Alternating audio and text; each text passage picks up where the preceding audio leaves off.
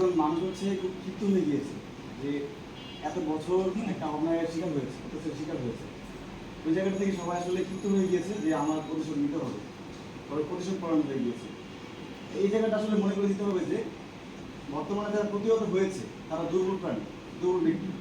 দুর্বলদের উপরে কিন্তু আঘাত করাটা মানুষই না, উচিত না।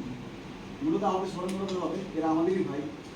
আমরা যে ওরা যেহেতু ক্ষমতা থাকা অবস্থায় আমাদের খারাপ ব্যবহার করেছে, এবং আমরা যদি সেম কাজটা করি আমাদের মধ্যে কোনো পার্থক্য থাকলো না, আমরাও সেম হয়ে গেলাম।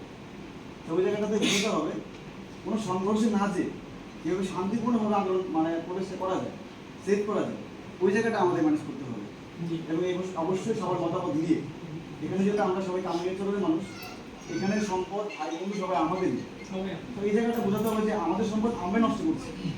এই জায়গাটা বুঝিয়ে অ্যাটলিস্ট আমাদের বোঝাতে হবে যে আমাদের সম্পদ আমরা আমাদেরই ভাই।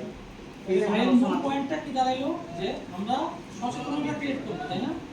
আন্দোলনে না যে কোনো ধরনের মানে সংঘাতে না যে আমরা কোনো সংঘাতে যাওয়ার তো প্রশ্নই আসে না। হ্যাঁ, আমরা সচেতনতা ক্রিয়েট করব। হ্যাঁ, সংঘাতে না গিয়ে সচেতনতা ক্রিয়েট করব।